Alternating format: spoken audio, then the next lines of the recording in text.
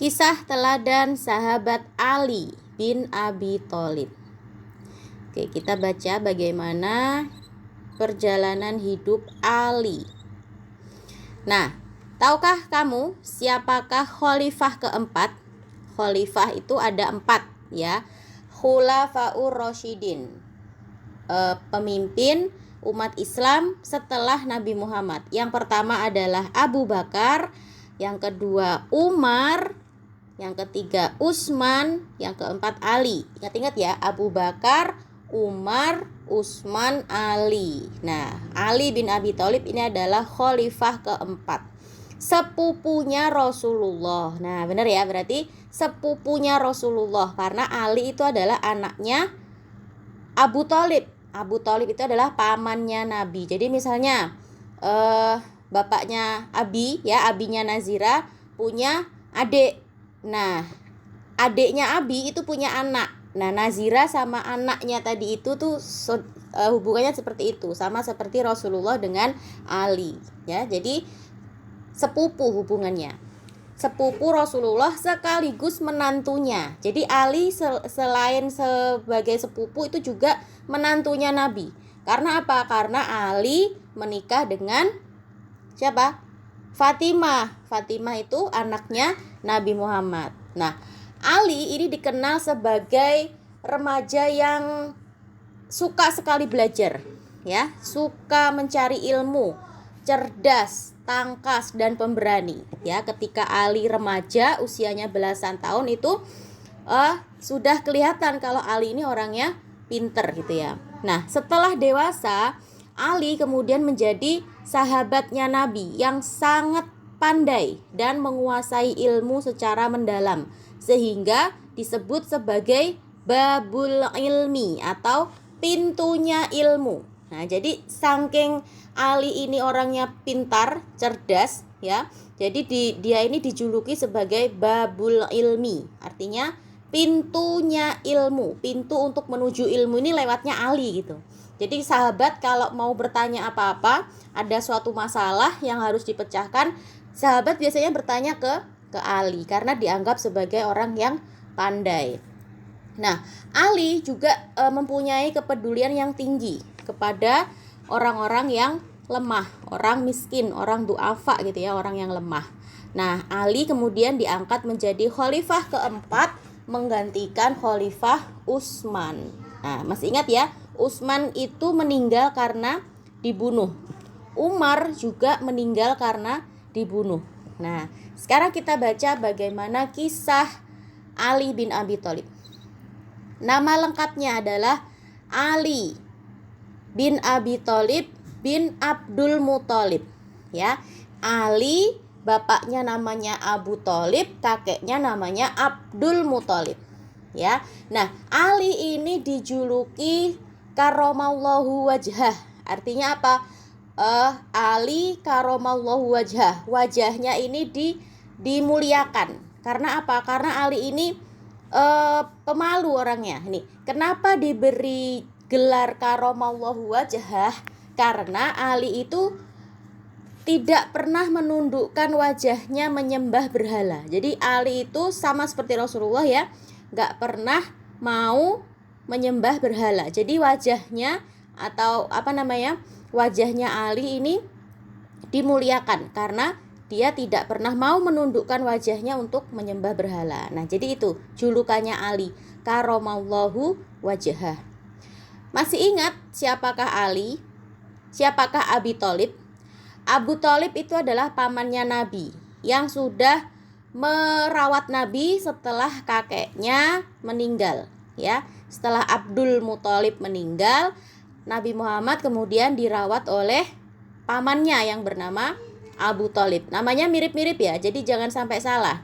Abu Thalib itu pamannya, Abdul Muthalib itu kakeknya ya. Jadi Ali dan Rasulullah ini adalah sama-sama cucunya Abdul Muthalib. Jadi sama, kakeknya Ali dan kakeknya Rasulullah itu sama, mbahnya sama. Nah, jadi Ali dan Rasulullah itu adalah hubungannya saudara sepupu. Ali adalah anak bungsu atau anak terakhir dari 3 bersaudara, ya, Aqil dan Tholib. Ali lahir di Mekah pada 10 tahun sebelum kerasulan Nabi Muhammad. Ibunya bernama Fatimah binti Asad bin Abdul Manaf. Dia adalah orang yang pertama kali masuk Islam dari kalangan remaja. Beliau sangat akrab dengan Rasulullah karena sejak kecil hidup bersama Rasulullah. Jadi Ali dan Rasulullah itu satu rumah karena sama-sama tinggal di rumahnya Abu Tholib, ya kan? Ali kan anaknya Abu Tholib dan Rasulullah diasuh oleh Abu Tholib. Jadi Ali dan Rasulullah itu hidup satu rumah. Nah, Ali ini juga adalah sahabat yang paling muda yang masuk Islam. Dia bahkan masuk Islam itu sejak umur 9 tahun. Nah, bayangkan ya, Nazira umurnya berapa sekarang? Nazira umurnya berapa? 9 tahun atau 10? Nah, jadi ketika Ali umur 9 tahun ya, seumuran Nazira ini, Ali sudah mengucapkan syahadat. Di saat semua teman-temannya menyembah berhala, di saat semua orang-orang dewasa di sekitarnya menyembah berhala, Ali sudah mengucapkan kalimat syahadat, masuk Islam. Nah, sejak kecil Ali sudah dididik dengan adab dan budi pekerti Islam. Ya, lidahnya amat fasih berbicara dan dalam hal ini dia terkenal ulung. Pengetahuannya dalam Islam sangat luas.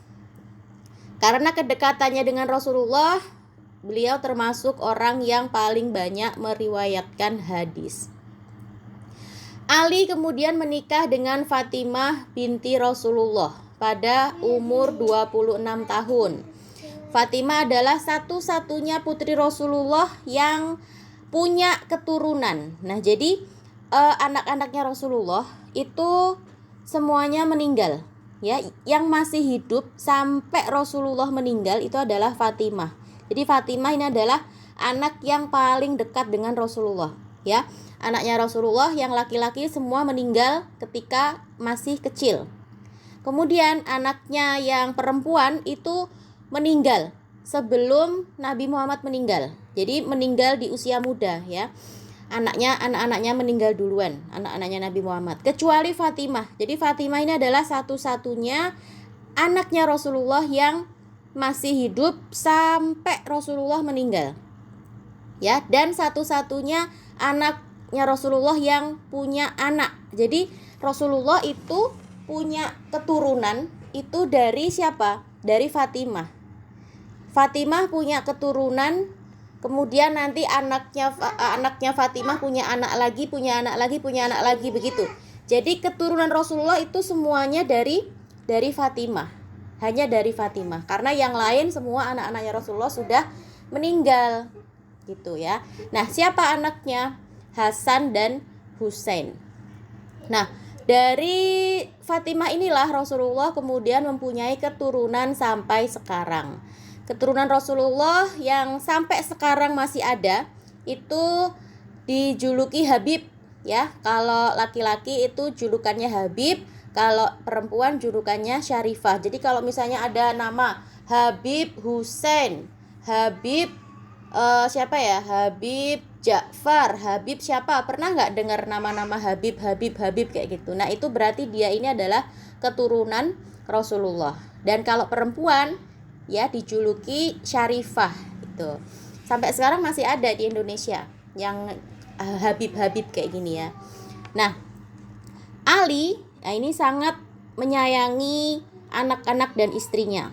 Ali juga sangat peduli kepada tetangga dan saudara-saudaranya.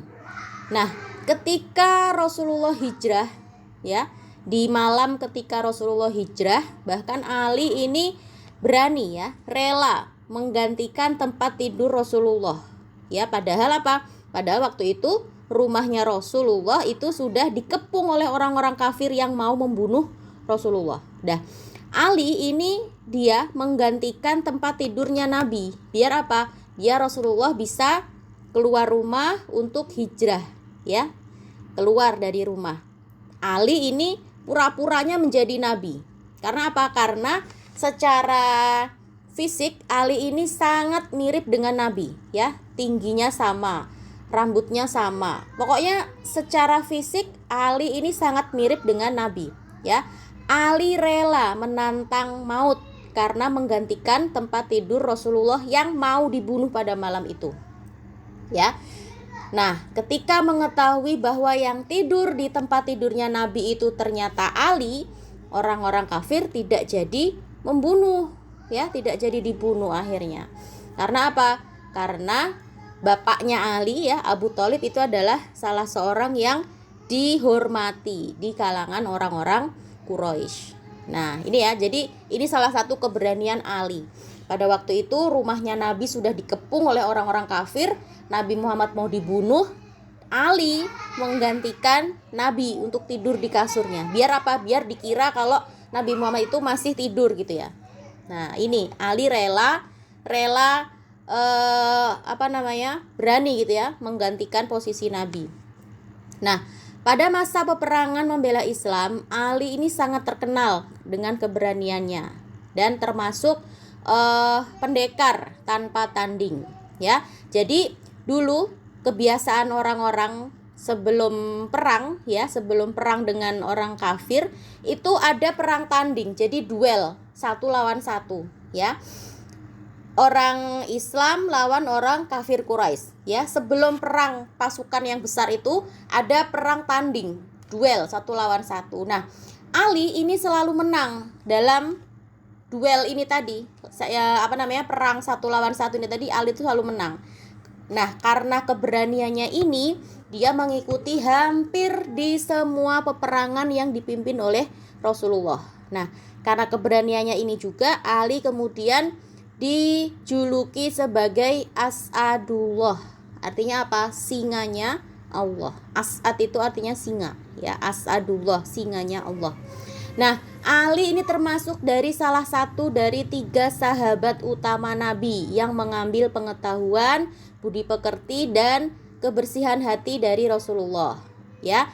Jadi 4 orang sahabat ini, ya, Abu Bakar, Umar, Utsman, Ali, ini adalah 4 sahabat pilihan, 4 sahabat utama yang paling dekat dengan Rasulullah, ya. Bahkan di antara Abu Bakar, Umar, dan Utsman, Ali ini adalah yang terkenal sangat cerdas dan dikenal sebagai pintu ilmu dari kota ilmu. Kota ilmu yang dimaksud itu adalah Rasulullah dan pintunya itu adalah Ali.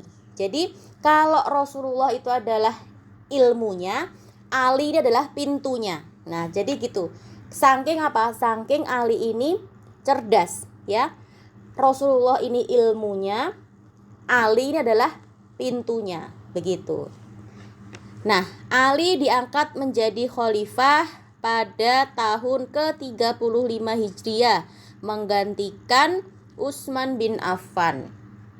Ali menjabat sebagai khalifah selama 6 tahun dan beliau wafat pada tahun ke-40 Hijriah. Oke, sampai di sini dulu ceritanya. Insya Allah besok kita lanjutkan lagi.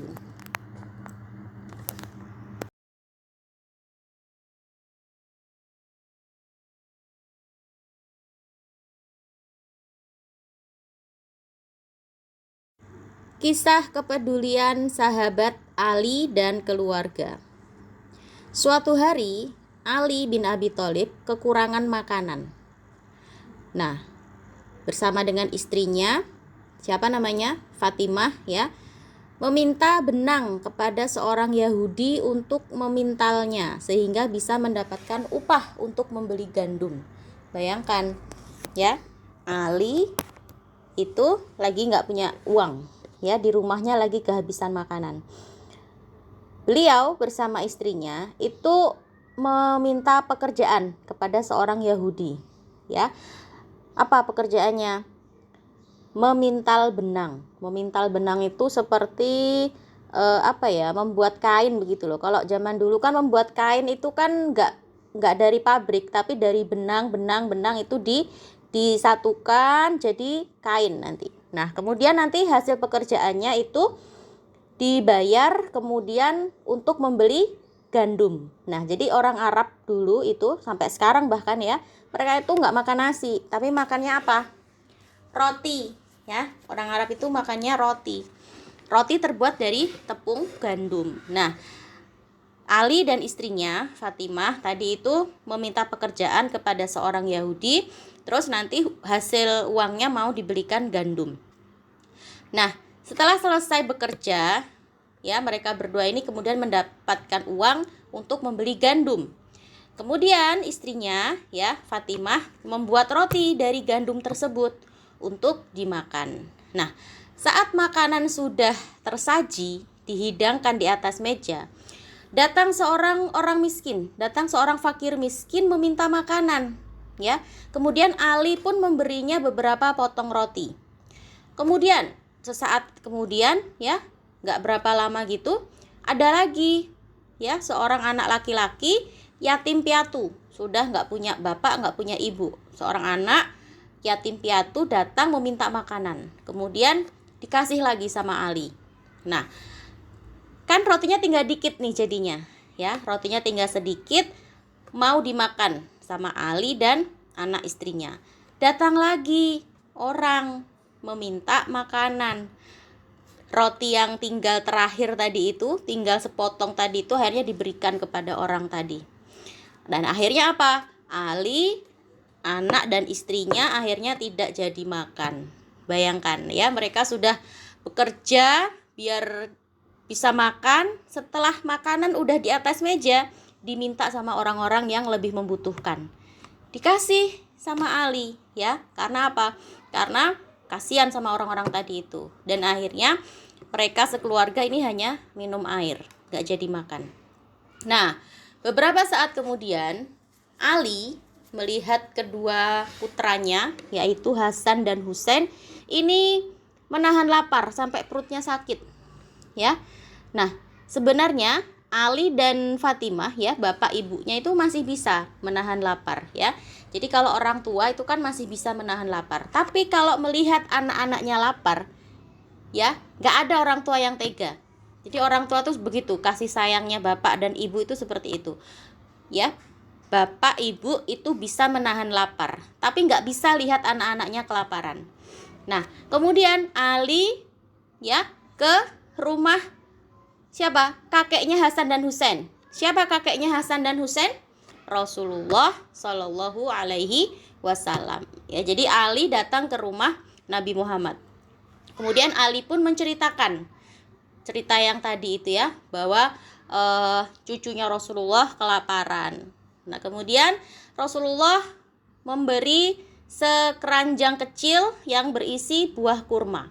Kemudian Ali pun pulang ke rumah dan makan kurma pemberian Rasulullah tadi bersama keluarganya. Gitu. Jadi Ali, ya, tadi ya ceritanya, ya, sudah susah payah bekerja, dapat uangnya udah dibelikan gandum, udah dibuat jadi roti, ya. Padahal mereka juga sedang kelaparan ini, ya, mereka nggak punya sesuatu pun untuk dimakan selain roti tadi itu. Giliran udah jadi makanannya diminta sama orang-orang yang lebih membutuhkan. Apakah Ali menahan makanannya? Tidak, ya. Ali memberikan makanannya kepada orang-orang tadi yang lebih membutuhkan. Dan akhirnya mereka sekeluarga hanya minum air. Nah, tapi ketika melihat anak-anaknya kelaparan, ya, dia nggak tega. Akhirnya datang ke rumah Rasulullah, bukan meminta sebenarnya, menceritakan keadaannya. Akhirnya sama Rasulullah dikasih kurma tadi, ya, bisa dimakan. Kita baca lagi sedikit. Bagaimana ketika Ali bin Abi Thalib menjadi khalifah. Nah, tahukah kamu bahwa ibu kota negara itu pindah? Jadi awalnya ibu kota negara Islam itu ada di Madinah, ya kan? Jadi waktu Nabi Muhammad hijrah ke Madinah, Nabi Muhammad itu membangun pemerintahan. Jadi Nabi Muhammad sebagai presiden, ya, kalau zaman sekarang namanya presiden, sebagai pemimpin umat Islam pada waktu itu. Dan akhirnya Islam menjadi besar, menjadi besar, menjadi besar, wilayahnya semakin banyak, semakin luas. Nah, dari sejak Nabi Muhammad, kemudian Abu Bakar, Umar, Utsman. Nah, ini ibu kotanya masih tetap di Madinah. Nah, kemudian saat Ali diangkat menjadi khalifah, Ali kemudian memindahkan ibu kota dari Madinah ke Kufah. Kufah itu di mana? Di Irak kalau sekarang, ya. Di Iran. Perpindahan ini kenapa? Kenapa kok ibu kotanya dipindah? Kok enggak di Madinah lagi? Kenapa? Karena pada waktu sebelum Ali diangkat menjadi khalifah, itu Ali ini adalah tugasnya sebagai gubernur di Kufah. Jadi Ali ini sudah diangkat sebagai gubernur dulu, ya, sebagai gubernur di provinsi Kufah. Nah, kemudian untuk memudahkan Ali menjalankan tugas sebagai khalifah, akhirnya beliau memindahkan ibu kota pemerintahan yang tadinya di Madinah pindah ke Kufah, gitu. Nah, kita baca ya. Ketika Khalifah Utsman wafat, sebagian elit atau golongan atas pemerintahan Islam itu nggak mau kalau Ali ini diangkat sebagai khalifah menggantikan Utsman. Kenapa? Mereka takut Ali itu tidak bisa memerintah. Nah, mereka takut. Nah, ini orang-orang yang orang-orang yang mental korupsi, ya. Ada sebagian orang yang bermental seperti ini, ya. Mereka takut kalau Ali itu nanti akan memimpin dengan tegas seperti ketika zaman Abu Bakar. Nah, orang-orang tadi itu takut kehilangan jabatan, ya. Mereka takut kehilangan jabatan karena udah enak, ya kan? Jadi pejabat kan enak, ya. Gajinya banyak, bisa nyuruh-nyuruh orang, ya kan? Nah, mereka takut kehilangan jabatan itu kalau Ali nanti jadi khalifah. Tapi mereka juga nggak berani mencalonkan diri. Karena apa? Karena mereka tahu bahwa mereka itu nggak pantas, gitu ya. Mereka nggak pantas menjadi khalifah kalau masih ada Ali. Nah, karena apa? Karena mereka semua tahu bahwa Ali itu adalah sepupunya Rasulullah, terus menantunya Rasulullah. Jadi sebenarnya semua orang tahu bahwa Ali lah yang layak menjadi khalifah karena kedekatannya dengan Rasulullah. Nah, sementara di kalangan bawah, ya, orang-orang Islam kalangan bawah, rakyat-rakyat biasa, itu mereka sangat menginginkan pemimpin yang tegas, disiplin dan berani seperti Umar, sehingga bisa mengatur kembali pemerintahan Islam yang dirusak oleh para pemberontak dan para pejabat yang tidak bertanggung jawab di masa Khalifah Utsman. Nah, jadi di masa pemerintahan Utsman ini terjadi pemberontakan. Dari mana? Dari orang-orang yang munafik, ya. Jadi mereka ini masuk Islam karena takut, ya, bukan masuk Islam karena sadar karena Islam ini agama yang benar. Mereka masuk Islam karena takut. Akhirnya ketika Utsman wafat, ketika Utsman sudah meninggal, mereka berani memberontak lagi. Nah, terus, ya, golongan-golongan elit, para pejabat-pejabat itu mereka ketakutan kalau nanti mereka akan kehilangan jabatan, gitu ya. Nah, kemudian, ya, singkat cerita, rakyat-rakyat itu kemudian mereka berkumpul untuk membaiat Ali, ya. Membaiat itu apa? Membaiat itu mengambil janji setia bahwa rakyat berkumpul, mereka setuju bahwa Ali harus jadi khalifah, gitu. Tapi kemudian Ali mengatakan, ini bukan urusan kalian semuanya. Ini adalah urusan orang-orang yang mengikuti perang Badar. Mana Thalhah, Zubair, dan Sa'ad. Para sahabat terkemuka, termasuk yang disebut Ali tadi, tidak ada yang menolak untuk membaiat Ali. Mereka tidak sanggup menghadapi masa-masa kritis dan perpecahan yang sudah mulai timbul. Akhirnya, Ali kemudian dibaiat oleh rakyat menjadi khalifah keempat menggantikan Khalifah Utsman bin Affan. Jadi ada dua kubu ketika itu. ya. Ada kubu yang pro, ya, yang menginginkan Ali ini jadi khalifah, dan ada kelompok yang nggak mau Ali ini jadi khalifah. Tapi kelompok yang nggak mau ini nggak berani, mereka nggak punya calon. Siapa di antara mereka yang dicalonkan untuk jadi presiden? Mereka nggak punya calon, karena mereka tahu sebenarnya yang layak, yang pantas itu ya Ali, begitu. Jadi mereka juga sebenarnya nggak punya calon, ya. Jadi Ali ini adalah calon terkuat yang menjadi khalifah. Nah, jadi sebenarnya Ali itu bukan orang yang ambisius, bukan orang yang harus aku yang jadi presiden, itu enggak. Ya, Ali masih membutuhkan pertimbangan dari sahabat yang ikut perang Badar. Jadi sahabat itu ada tingkatan-tingkatannya juga, ya. Sahabat yang paling tinggi tingkatannya itu adalah Abu Bakar, Umar, Utsman, dan Ali. Kemudian sahabat-sahabat yang ikut perang Badar. Nah, jadi sahabat-sahabat senior itu, ya. Nah, kemudian kepemimpinan umat Islam selanjutnya digantikan oleh Ali. Sahabat Ali menjadi khalifah pada umur 58 tahun. Jadi sudah lumayan tua, ya. Dan menjabat selama 4 tahun. Beliau dikenal sebagai sahabat yang sederhana karena meniru kehidupan Rasulullah. Sangat cerdas dan berilmu, serta kuat dalam mempertahankan ajaran dan tradisi Rasulullah.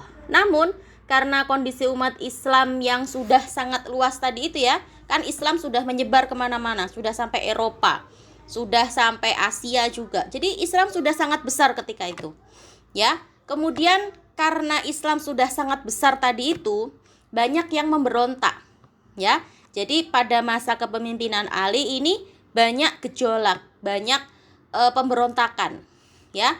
Kota Madinah menjadi kurang mendukung untuk menjadi pusat pemerintahan. Akhirnya Ali kemudian memindahkan ibu kota ke Kufah.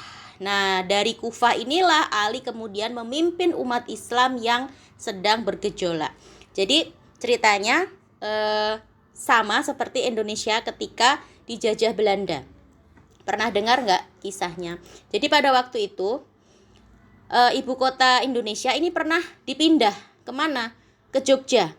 Ya, jadi ibu kota Indonesia itu kan Jakarta. Nah, pada waktu dijajah Belanda, itu ibu kota Indonesia itu pernah dipindah ke Jogja, ke Yogyakarta. Karena apa? Karena di Jakarta sudah tidak kondusif lagi. Begitu. Jadi sama, ya, ketika itu Ali memindahkan ibu kota pemerintahan yang tadinya di Madinah. Nah, karena di Madinah ini banyak yang gak suka dengan Ali, akhirnya dipindah ke Kufah. Kenapa ke Kufah? Karena sebelumnya Ali ini adalah gubernur Kufah. Begitu ceritanya. Besok kita lanjutkan lagi ceritanya, ya. Oke.